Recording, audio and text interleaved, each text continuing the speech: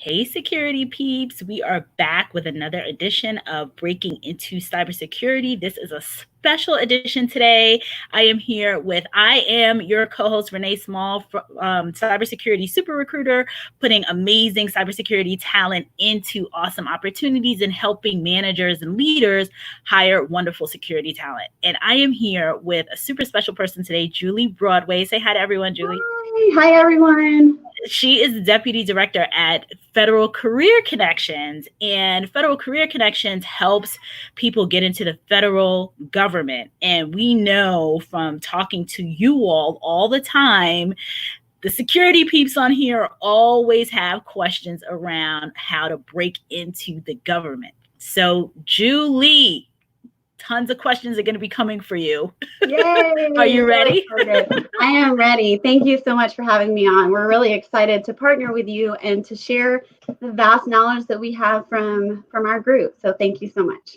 Same here. Super duper excited. So let's get started with share with me how you got into doing what you do now, and how did you get into this space, and then let's talk a little bit about some of the myths around federal government hiring and just entering into the world of the federal government. Absolutely. So I am 16 years into the federal government, and it was, I think that there are a lot of different paths to come. I chose the student path. So back in the day, if you're a veteran to any kind of federal service, you might have remembered the student temporary program where we weren't given anything. All you got to do was get paid to work, no benefits, no education, benefits or anything like that. So I actually got my start with that in military personnel, to be honest, and spent a few years there. Got to work with some amazing leaders in the Air Force. Got lots and lots of learning. I have an English degree, so I got to do some speech writing. It was a great start to my career and a great way to balance college while working at the same time and building my resume together. And so I actually started about 2 weeks after high school. So this has been my life. I am a public servant, all in my heart. And so I'm really excited for the things that you've shared about your community and their want to come and serve as well, because we need some really great dedicated servants in the federal sector. So moved around a lot throughout my career in federal HR. Went up through the student program and have progressed through there. And so I've been everything from a generalist to a recruiter to data quality, HRIT transformation, and now I'm in executive resources. So very excited, a wealth of knowledge. But in this particular case, I'm surrounded by a huge wealth of knowledge and experience in the co-leaders that I have in Federal Career Connection. So as you said, we're an all-volunteer program, and we consist of a cadre of federal subject matter experts and hiring managers. So you really get a good perspective of both of the things that are going on. You get that recruiter perspective, you get the operational HR. So all the questions I think we'll talk about today are definitely under my lane. And then you get the hiring manager. What do they want to see when they look at resumes? What kinds of things stand out to them as far as interviews, your resume, the process itself. So we just have a really great group of public servants, both retired and current, that are out to serve and really bring some great information and dispel some of the myths that we have about our process. So that's just a little bit about me. So really excited to delve into what questions you may have and what your audience has today. No, I was going to say that's amazing. Just having you and the resources at FCC, Federal Career Connections, and all of the different types of folks that bring together that expertise is wonderful. And because since you've done so much and have been in so many different roles, I think it's going to be really, really helpful. I'm going to shout out to all the folks here. We have a lot of people here already. Alex, your co-lead partner in crime, he's excited for today's interview. Claudia, good morning, Claudia. Hi, BB. These are all our regular people. Ben, hey, Ben, he's always on here. Please start asking your questions Everybody start chiming in. So Danielle, hi, good morning, Danielle. And I think this is Gina. She ends up coming up as LinkedIn user. So Julie, I would love to start. Do you want to start with the myths? Some of the myths? Sure, absolutely. So I would say the biggest myth that I would love to give to the audience. I'm sure that there are some veterans of this process coming into it, but I think the biggest question I hear is, what about my age range? Am I too old to enter federal service? We have a job for everyone. Everything from office administration to nuclear scientists. We've got a job in over 350 different series, not only on the professional side, but on the wage, the white collar and the blue collar sides as well. So if you want to serve, we have an opportunity for you. Another myth is you have to have a degree. No, I think one of the things we talked about in prepping for this conversation was the new executive order. And so I think you've actually seen that shift a lot over the last few years. We did this ramp up to use education and put a lot of parameters in place to have degrees. And now we're kind of shifting back, and we have for a couple of years now, in looking at skills and knowing that we have just a wealth of knowledge and experience in the private sector where you may have grown up a different way. If you're following the private sector and how they're hiring, they've been doing this for a while. So I think this executive order is really going to transform our hiring processes. You're going to hopefully see a lot of increased authorities available, maybe some efficiencies in our processes. So we'll see what comes out of it. I know that's probably a question that will come up, but we're still waiting on OPM, the Office of Personnel Management, to weigh in on that and to provide us some additional guidance. So really look forward to seeing what that brings about. But for your community specifically, we have authorities already available. The Cyber Authority, the IT Authority. There's public hiring authorities as well, veterans, students, however you need to break in. We probably have a path already there. It's just educating yourself on what that path is and optimizing it to your potential. Yeah. So George says, good morning, everyone. Let's break those myths. Oh, yes. So big themes, some highlights, not to jump around. So I'd love this to continue to be a dialogue. But there's definitely some differences between our processes. So if this is your first time hearing about the federal process, I highly recommend you get out there and Google federal hiring resumes or federal resumes in general, because there's definitely some differences. And I wrote down a couple notes that I wanted to make sure that everybody just remembered if this is your first time creating a federal resume, or perhaps you just haven't had a lot of luck in your own hiring and the process that you've participated in. So just a few things. Just remember that we're a narrative-based resume. Those corporate resumes are not gonna necessarily cut it to get through HR, because you're going to be going through an HR specialist as well as a hiring manager. So you got to sell yourself to both. So for HR, I love to talk about it, and you're selling yourself to your specialized experience requirements, making sure that you touch upon those requirements that are listed in the job announcement. It's going to blow them away, and you'll quickly get through the HR piece of it. The hiring manager is a little bit different. That's where you want to have it really well formatted, have a nice flow, highlight those accomplishments, and which we can talk about in just a second, but also make sure that it's presented in a way that really showcases how amazing you are, why you're the best fit for a position, and what you can do for that organization. So Claudia, gosh, this sounds so. Yeah. Oh, okay. I see it. Claudia says, I've applied to postings on USA Jobs with a 12-month register. What exactly does that mean? That's a really great question.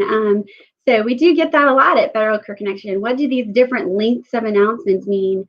So a 12-month register is where it's kind of a cadre of applicants. So it doesn't necessarily mean we have a position open at this time, but it means that we're planning for it. A lot of times we have uptake in needs.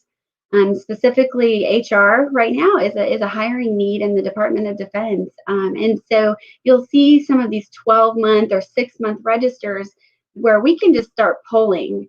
So make sure that you're applying to those registers if they're for a particular series or a position that you're interested in, because we do pull from those and look at the applicant pools available. But it also shows us what talent is out there. So just because you may not hear something very quickly on those registers, please make sure you're putting your information out there, because that is a great way for a hiring manager to pull something when the time comes in a very expeditious manner. I hope that answered your question, Claudia. Definitely let me know. I think it did. Can you hear me okay? Is that better? I can hear you. Oh, sorry. Okay. So BB wants to know, 4 years ago, I spent many hours applying for federal jobs and got no response. The application process is tedious. Why? Well, so that is definitely a great question and common. You are not alone. Even federal employees, as we have to apply for, promotion opportunities and things like that, we feel it as well. But I will say, in 16 years, we have gone light years from where we were when I first started. So the biggest piece of it is that we have an obligation to you as private citizens who pay our taxes, as well as fund us, to ensure that we're doing things in an equitable, fair, and transparent manner. So when it takes a long time to get through a process, it's not only so that we can ensure qualifications are done correctly, but ensure that you are provided an equal opportunity, that the hiring manager does things in an equitable manner, and that we are communicating throughout the process, which I know is definitely one of those things that comes up in conversations. We do communicate with you, and so make sure, if you don't hear back from us, that you're reaching out to the HR contacts on those job announcements to get your status update. But it is definitely lengthy. It's gotten better over the years, but we definitely, with the amount of applications that come in, it just takes a little bit to get through and make sure that if you send any request to us, that we are doing things very transparently and equitably. So Rishi, thank you for that. Rishi says it's very hard to network with LinkedIn individuals. So I think he means like federal employees on LinkedIn. Okay. That might be his comment. Danielle said, isn't there matrices in federal resumes? So Danielle, could you give me a little bit more, or has this question come up, Renee, before? You could give me a little bit more information about what you mean by that. I think I could better answer that question. Okay, perfect. Doherty wants to know, what if you want to volunteer, but volunteering positions are not posted? How do you go about that? Well, that is an interesting question, and I am not 100%, but what I would tell you just from my own experience is that you would need to work directly with that organization. So public records are out there for you to be able to contact those organizations. So if there's a particular organization you're looking for, perhaps FEMA, or I know Health and Human Services has volunteer opportunities. We have them in the Department of Defense. I would say reach out to those organizations. Maybe start with a job announcement that has a phone number on it, or an email. And a lot of times, 99% of the time, you're going to get an HR specialist who's just as passionate as those of us at Federal Career Connection, and we're going to help you regardless of whether it's in our path or not, because that's what we are. We're here to bring the human into the organization. So definitely reach out and see what opportunities are available and what their maybe internal processes are for doing that. Awesome.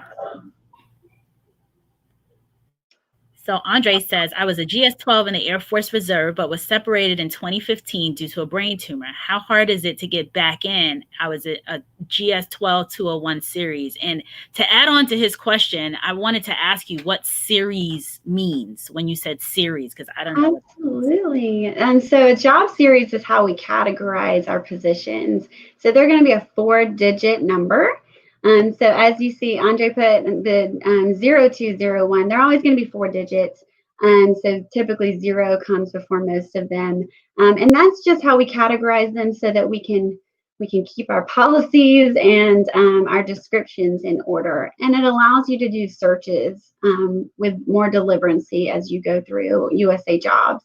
Knowing your series is by far one of the most important things you can do in your job search.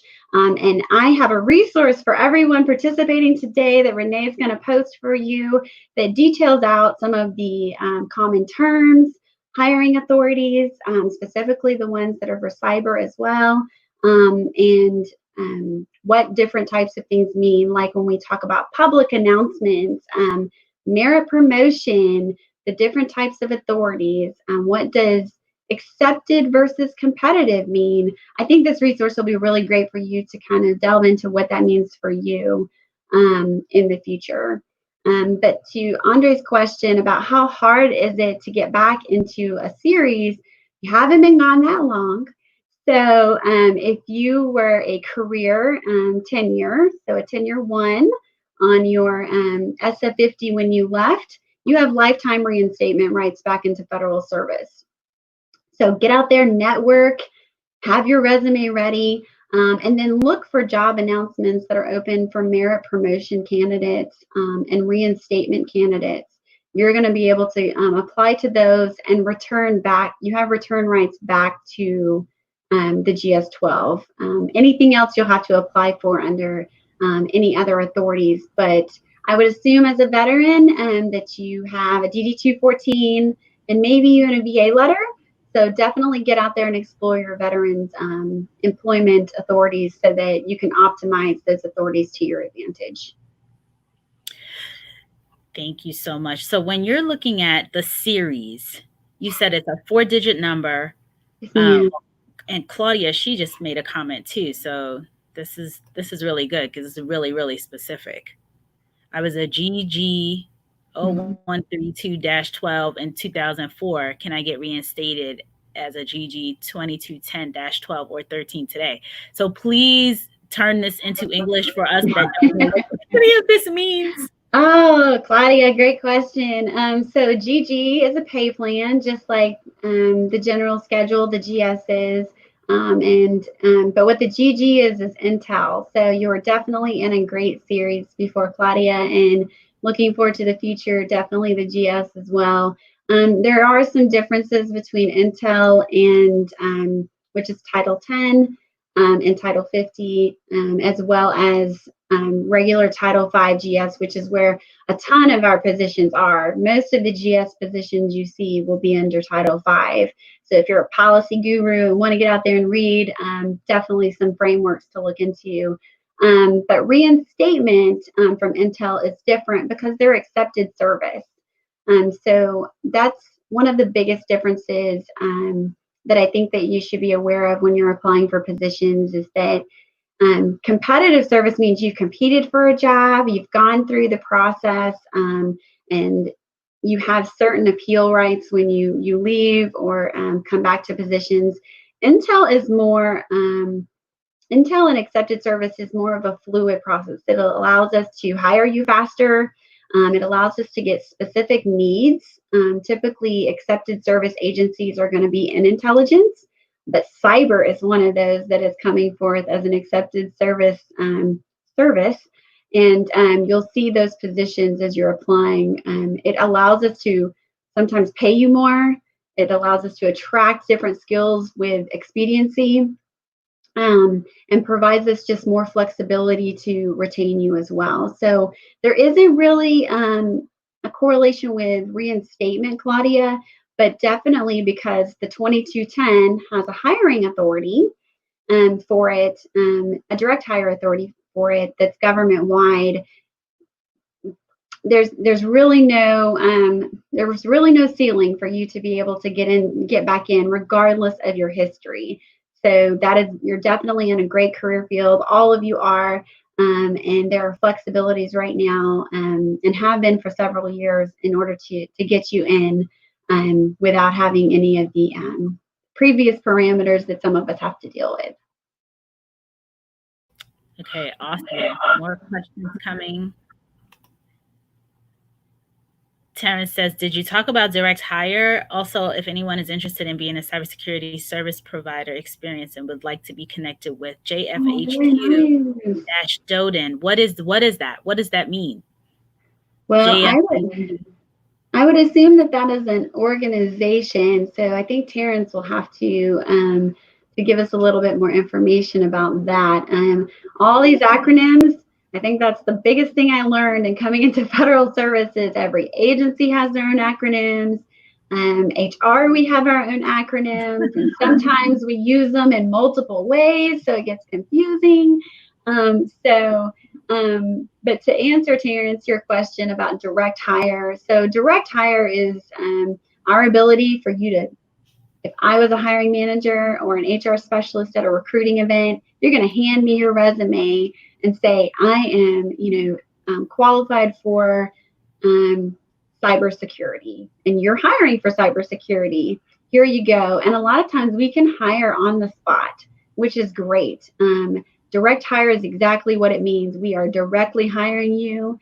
9 times out of 10 in a recruiting event, they're not competitive. In as much as the competitive process that you see on USA Jobs for those positions, you can see direct hire announcements on USA Jobs, but that doesn't mean if you go to a recruiting fair that you won't be picked up right on the spot. So you still have to meet the qualifications. You still have to go through a vetting process, but it's just a way for us to, gather those resumes in a more expeditious manner so that we can get the right talent at the right time. There you go, Joint Force Headquarters, DoD.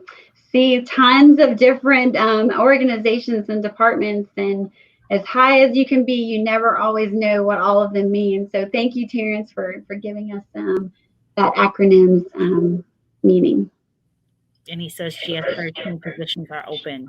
That's awesome. Yeah, in the DoD, we have over 900,000 civilians. So the fact that we're the largest federal agency.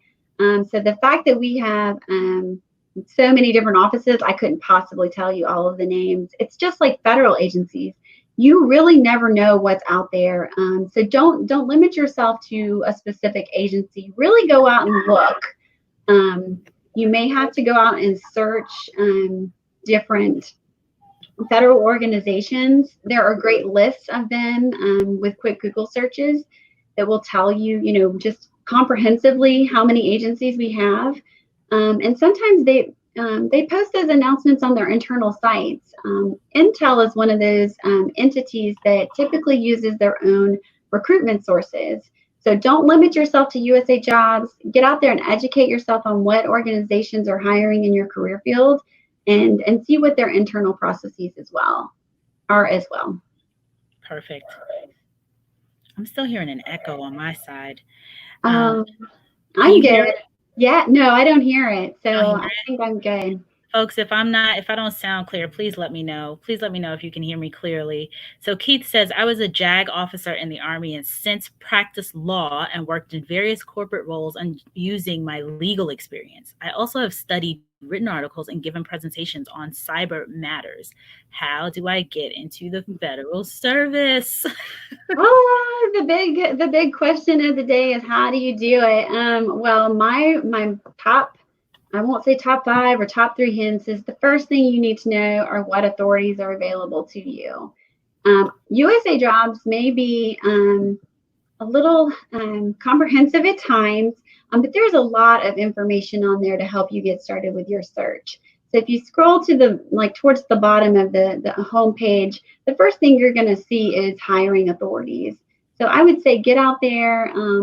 It sounds like you're a veteran just from your description. Educate yourself on the veterans hiring authorities, and then the others that are within your career field. That's the very first thing. Knowing where you can, what announcement you should and could apply for, is equally as important as making sure your resume has all the qualifications in it. The next thing, make sure you have a USA Jobs account. Optimize the search engines that are available, the notifications that are available to you so that you're not constantly out there searching for it. and make sure that you're using that platform to its greatest ability. And the last thing, and of course, if you have any other questions, just let me know. The last thing I would recommend is educating yourself on those job series. Keith, it sounds like you've had just a huge history in a lot of different areas. So it's we talk about this a lot at Federal Career Connection. What is your calling? If you want to get into cyber, that's awesome. Then you need to tailor your resume, your previous experience to push you in that direction. If you want to go in a multitude of different directions, if you want to go back into law or anything in that career field, or if you want to do cyber and IT and lots of different things, you may have multiple resumes. I think from my friends here in the private sector, I hear a lot about how they revise their resume all the time. But remember, this is your application. In the federal government, we do have a standardized application process, and that is your resume. So make sure if you are going for different series, if you're trying to, work through, you have a different background that encompasses lots of different types of positions that are in the federal service, that you have a different resume to really outline and showcase your amazing experience and expertise to ensure that hiring manager is attracted and wants to have the first and the second and the third interviews with you. That's a great answer. I'm really curious, Keith, what a JAG officer, what does JAG stand for? There's so many acronyms. So they're the ones, so they're the military legal. Okay. JAG is the military, the legal office. So love them, work with them all the time. And typically you have civilians in them as well. So it depends on where you are. So Keith, if you're a veteran, definitely get out there and explore your veterans hiring authorities. And if you were civilian, definitely go into and look at what reinstatement rights you may have back into federal service. Perfect. So Trevin White says, what has the federal government done to try to eliminate people hiring friends with little to no experience over people with experience? Getting a position in the federal government is hard enough as it is. I gave up many years ago. Well, I hate to hear that, Trevin. Forgive me if I mispronounce anyone's name. But we continue to work through our processes. That's why we have continuous process improvement reviews, continuous policy reviews. The role of the Office of Investigations, the OIG, plays a huge role in ensuring that we are maintaining a fair and equitable hiring process. I can't say that there aren't problems that we will always have, but we do continue to strive to ensure that we're hiring the most qualified individuals into positions. So if it's been a few years since you've tried, I would say just get back on the bandwagon. There are just increasingly numbers of positions in the federal government, and especially in this particular career field over the last few years, and undoubtedly what is coming in the future. So please don't give up. We know it's a very lengthy process. It takes me a little bit of time to get through an application process to ensure that I'm meeting the requirements that they're looking for. I'm retailoring my resume a little bit to ensure that I'm articulating my experience in the best way possible, but also to ensure that everything in there is ready for HR to look at it. So don't give up. That's the best part about being in HR is that I get to hear these amazing stories like from you, Trevin, where you really worked hard to get in and gone through this process and applied for hundreds and hundreds of job announcements. And for me to be able to call someone like you and give you a job after so much time, it makes my day because I know how difficult it is to get your foot in the door. But we really don't want you to stop. We want you to keep applying, and please come out and see us at recruiting events. They happen all the time, and they're still happening virtually. So don't give up. We need you. So that's my mantra. We need you, and you just don't ever know what unique experience or things that may be needed, and it's just a matter of time before you're going to get that job offer.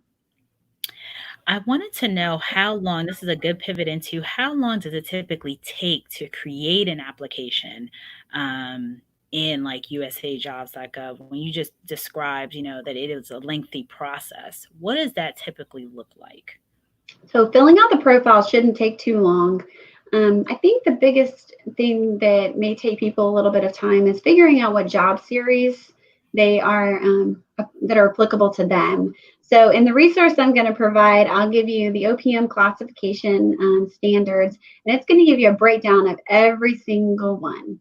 So as you're looking for keywords like cyber or legal or HR, it's going to tell you what those theories are so that you can delve into a little bit more about how we classify, which is meaning how we create our position descriptions, which tell us what the duties are and the requirements, but provide a really great overview of that particular position to say, maybe you want to go back to school and become a financial management specialist, and you've been in HR for years. Maybe there's a career transition for you based on something you've never seen before. So that should help. But the resume is definitely the lengthiest part of this process. Please note that you do not have to use the USA Jobs OPM resume builder. And in fact, we don't necessarily promote it because it doesn't give you the opportunity to really format in a way that optimizes your experience and accomplishments. Sometimes it leaves a lot of white space. They are definitely working on this. And if you go to any OPM public forums, this is something that we talk about a lot, and it gets brought up a lot. So definitely go to those forums and give your feedback for improvements to USA Jobs. But feel free to upload your own resume. Make sure that you're including, that you're reading through that announcement. Some agencies do require you to use the form builder. But for those who don't or don't specify it, use your own. Make sure that you're able to showcase your experience in the best way possible, using your formatting like bolding and italicizing, highlighting. Use those bullets to really make it shine, and that way you can really use that space to the best of your ability. So yes, the resume is the lengthiest part of it. You're constantly updating it, making little tweaks. I'm constantly updating mine, making little tweaks. But that's because you have to almost tailor to every type of job announcement, which is why I say multiple resumes for different types of positions. So if you are legal versus cyber, you're going to have two different types of resumes when you're applying, showcasing those different strengths and highlighting your accomplishments. So yes, that part of it can be very lengthy. But you can do it. I have no doubt in my mind. It takes a little bit of effort up front. Julie's so energetic. I love it. This is my passion. And it's certainly, I think that a lot of the things that I see coming throughout the comments is, as well as just things we hear in Federal Career Connection, is the length of the process, how hard and how long they've been applying for positions. Why am I not getting referred?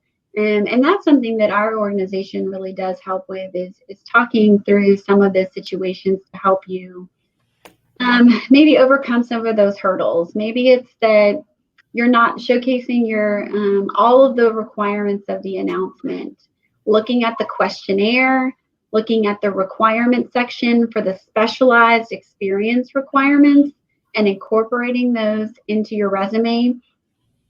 It's just one of those essential things to get through HR and get to that hiring manager. So a lot of it is just education, and then a lot of work to kind of go through and make sure that you're meeting the requirements. So Trevin says, thanks for the response. I'm a retired Air Force veteran with a 10-point preference and over 20 years of experience in cybersecurity, and could never get looked at for positions. So wow, Trevin. Well, thank you for your service. Such a qualified, awesome person. And I think this is like, some of his frustration, and what I've been hearing personally is that, it's just so difficult. And we're really, really happy you're here to kind of tell us and walk everyone through and kind of give us the tips, give us the shortcuts, if there are any hacks, anything that you can provide. And then Cedric also adds in, I'm in the same position as Trevin. I left the federal government due to EEO issue. I'm currently a cyber IT compliance manager in the civilian sector. I wanted to just add that a lot of people, civilian, people who are in the commercial side, it's very, very difficult for them to take, this long, long, long duration of time to get into the federal government side, especially when they have like recruiting professionals like me reaching out to them. Like they don't have to do anything. It's like, okay, we'll take your LinkedIn profile. Okay. So it's just this really, it's a nut that we're all trying to figure out, like, how do we crack this, and how do we hack this situation, and figure out how to get people who are actively looking to do this into the federal government space. One question I had that I saw, I believe Belle Roop had as well, she wanted to learn about the open houses, and I want specifically about these virtual career fairs that you said are currently happening right, during COVID and everything, right? So can you Absolutely. talk about that? Like how do we find out about those career fairs? And Absolutely. yeah. So if you look on USA Jobs, a lot of us that use USA Jobs are posting our events on there. So if you scroll to the bottom and go to events, not only does OPM host events for interviewing, creating your USA Jobs account, and how to write a federal resume, but we post our virtual events as well. Well, virtual and hopefully soon in-person events as well. But to be honest with you, if you have a specific agency that you're looking for, get on their agency specific sites.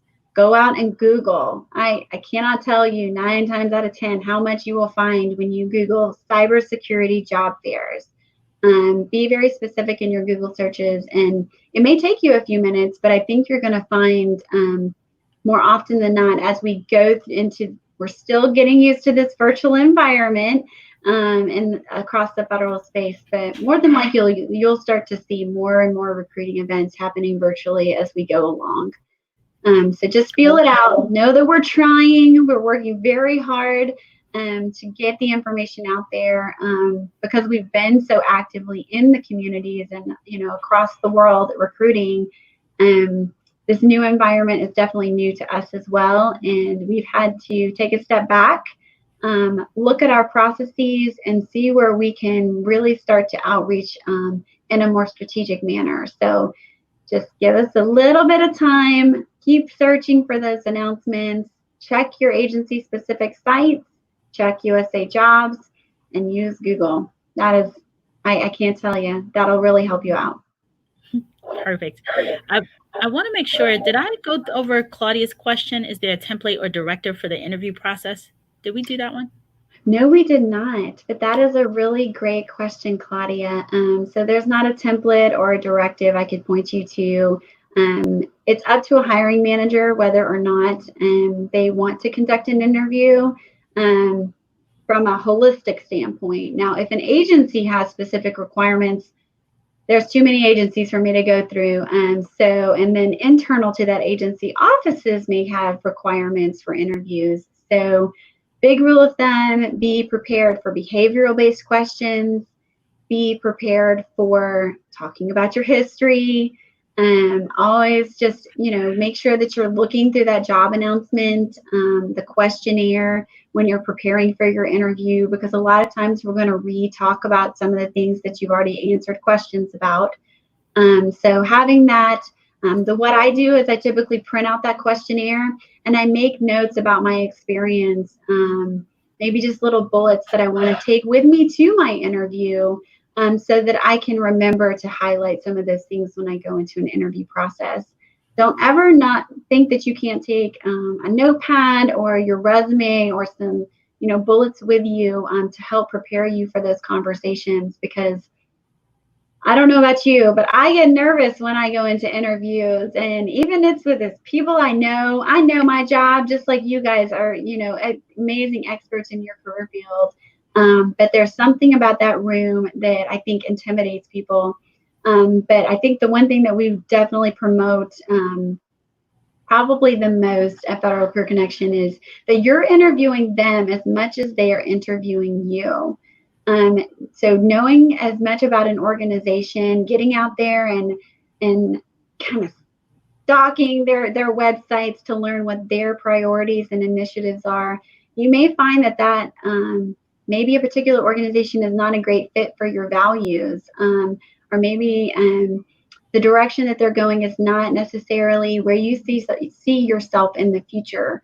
So educate yourself on them, educate yourself on what they're looking for as far as what they put into the job announcement.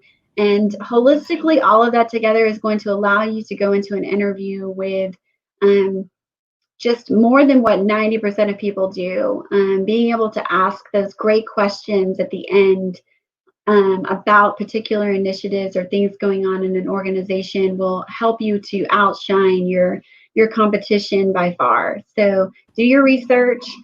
Be prepared for behavioral-based questions. That is just a big one that has become, one of those incorporated questions over the last few years. Being able to handle conflict, teamwork, how you handle difficult situations, multitasking, prioritizing your work. Those are just big ones that come up generally. But there are a lot of great prep questions if you do some searching.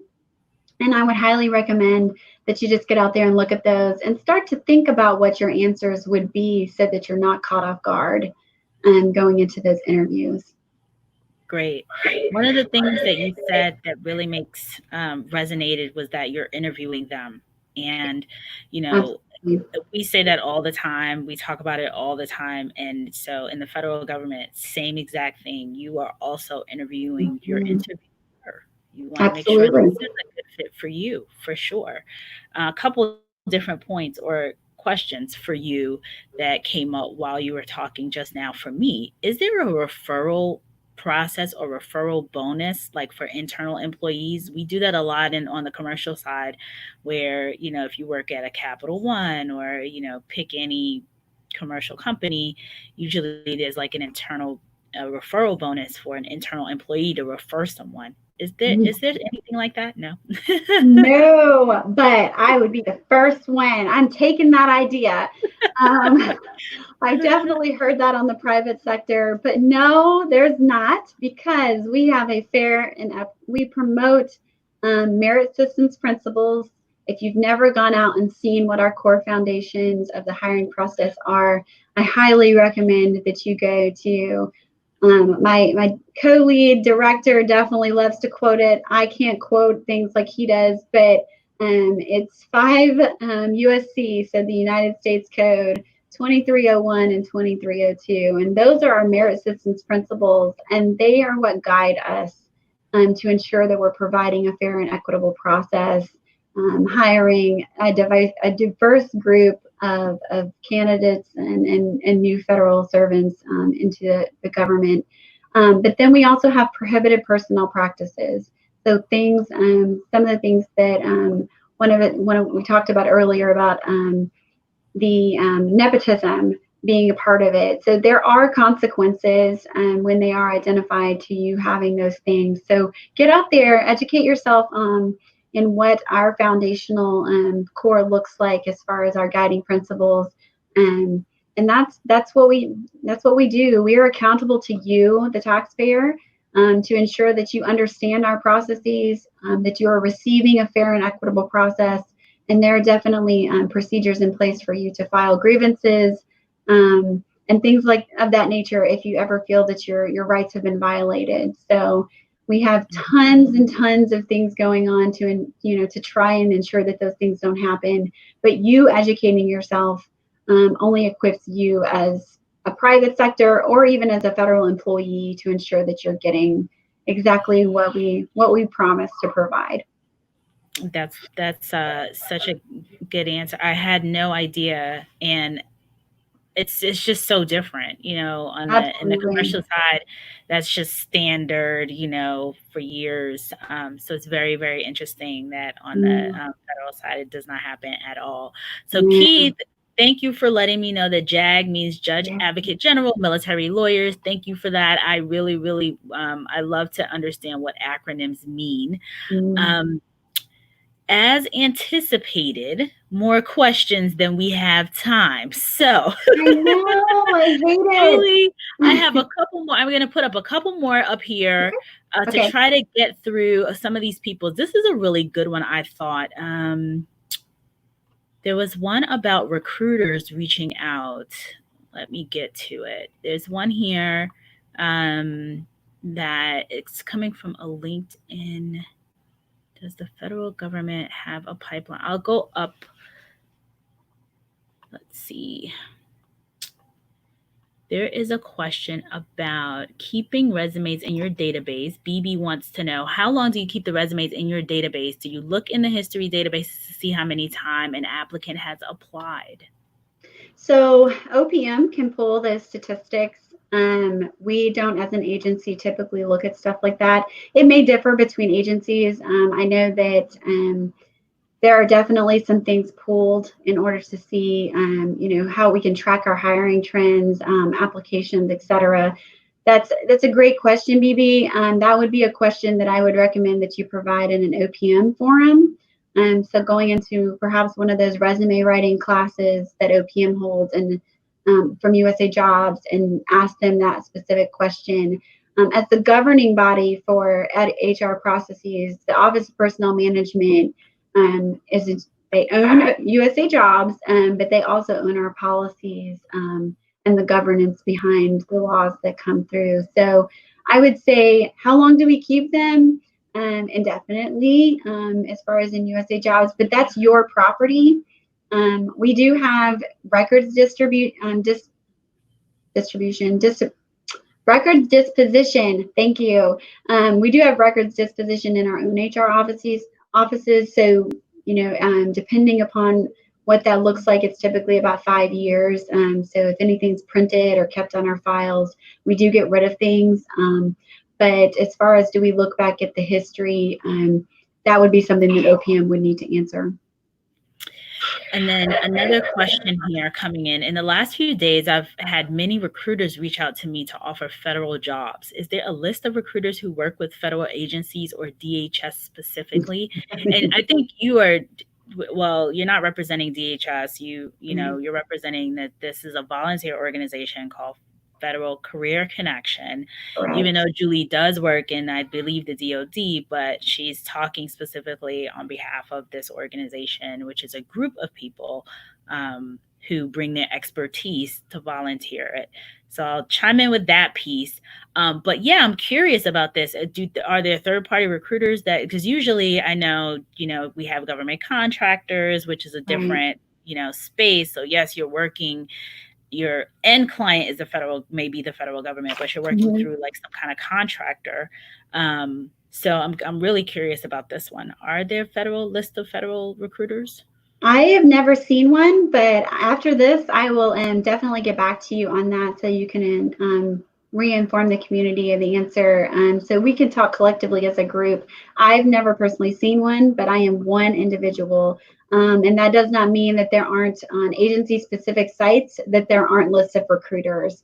For DHS specifically, I would definitely get a hold of their website and start to look at their HR information, because there is a plethora of information out there to get different positions. So I'm sorry I'm not directly able to answer that question. I do know specifically for individuals with disabilities, which if you have not explored that hiring authority, I would highly recommend that you do. It applies to more people than you would think. And that's a great way to get yourself into the federal government as well. But they do have a list of what we call disability program coordinators, and that's on OPM's website. And so you actually do have direct links to individuals who will assist anyone who qualifies under that authority into helping them find a federal position. Cool. Yeah. So I want to be cognizant of your time. I think we can probably get one other question or two in. Somebody already said, and we knew this was going to happen. So when Julie and I were talking yesterday, we were like, this is going to be part one. We know we're going to have to bring her back. Like, I already knew it. And someone's already said we should have an interview process and questions in the Breaking Into Cybersecurity podcast. So Claudia, we anticipated it. Julie, hopefully you'll be back. I would love to be back. That would be my honor.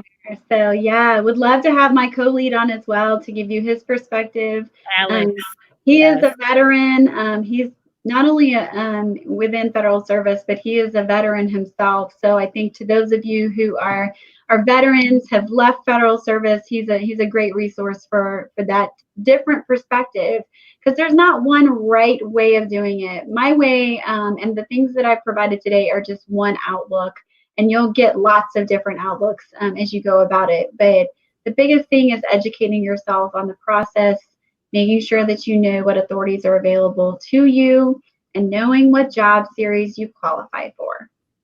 Absolutely. And Ben also has lightning round. So yeah, you have to come back, and we're focusing, the Breaking Into Cybersecurity series. We're trying to get more federal people on here, because Chris, my co-host Chris Foulon, and myself, we don't really have that. We're not, government experts. Like I've worked with government contractors a ton, currently working with contractors, but actual, like, to get into the federal government space is a whole different world. So definitely want to talk to the experts in the space, and you're the expert. Alex is the expert. We have some Joy Brown from the Department of Homeland Security. She's going to be hopefully coming in. Do you know Joy? No, but it's I've heard the name, but I don't know her. So I'm sure that'll be a fantastic, amazing. Yeah, we're just trying to get that approved now for people from Department of Homeland Security. So we want to continue to really open this up, because I believe there's so many people who would love an opportunity, to get into the federal government, but can't figure out how, or, so we really want to provide that service to this community, especially if we're talking about people breaking into the field. There's so many opportunities out there. Like, we have to figure out how to make this happen. So Julie, any final words before we leave? I'm gonna, I already sucked up a ton of your time today. We are super excited for you to be here and answer all these awesome questions. Any couple pieces of advice? I know we didn't even get to clearances, which I know that was going to be. I know. I feel like I've taken all your time. I hope that you have found this to be educational, and hopefully maybe it just, for those of you who haven't been applying for positions recently, maybe this hopefully will entice you to apply for positions and get your federal resume together. But definitely there are a ton, if you're in the DCA area, or even if you're not, there are a lot of organizations that help you navigate this process. It's not just USA Jobs and OPM.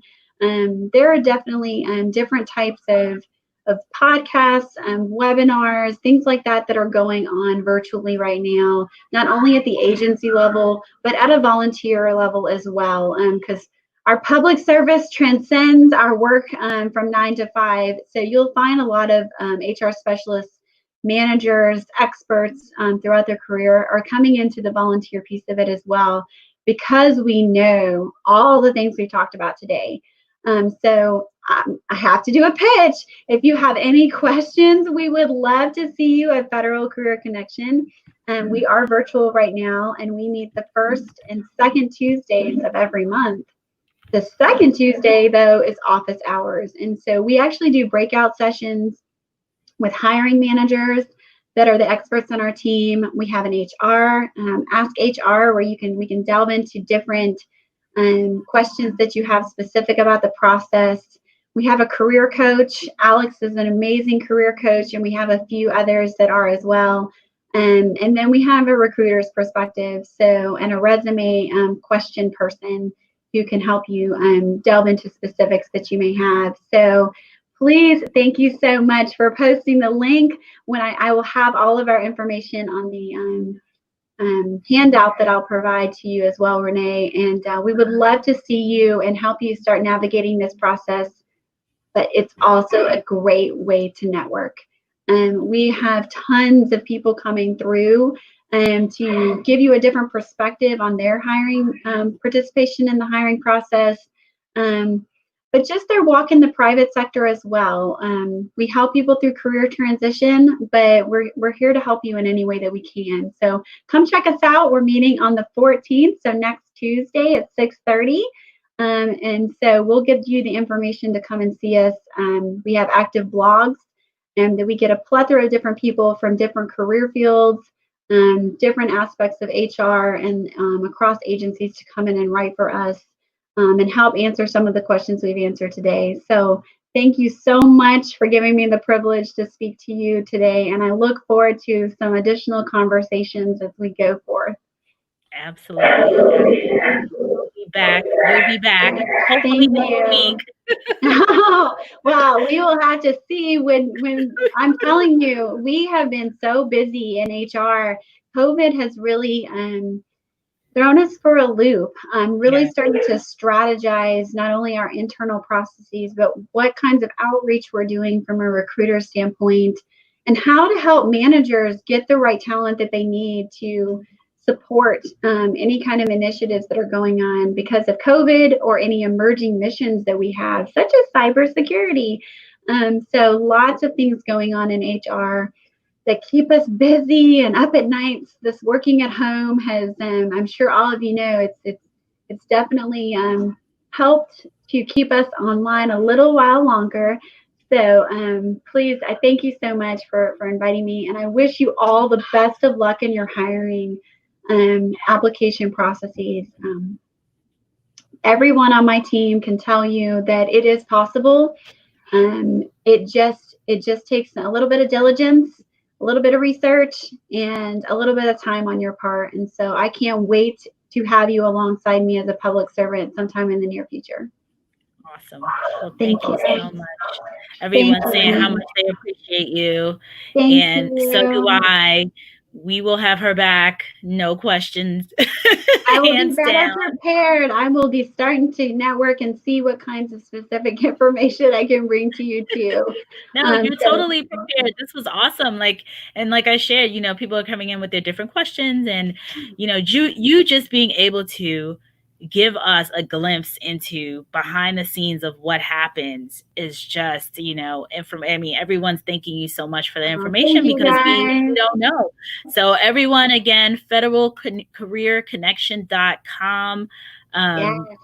Julie's there. She's the deputy program director. Alex Harrington, who is the program director. Hopefully we can get him on soon, but either one of these wonderful people will be back here on our Breaking Into Cybersecurity podcast live stream to answer your questions. Absolutely. So thank you so much, Julie. Really, really appreciate it. And we will see you next time. And everybody else, folks, cybersecurity people, I will see you tomorrow in our little mashup podcast series. So, all right. Thank you so much, Julie. Thank you, Renee. Thanks, guys. Have a great day. Bye.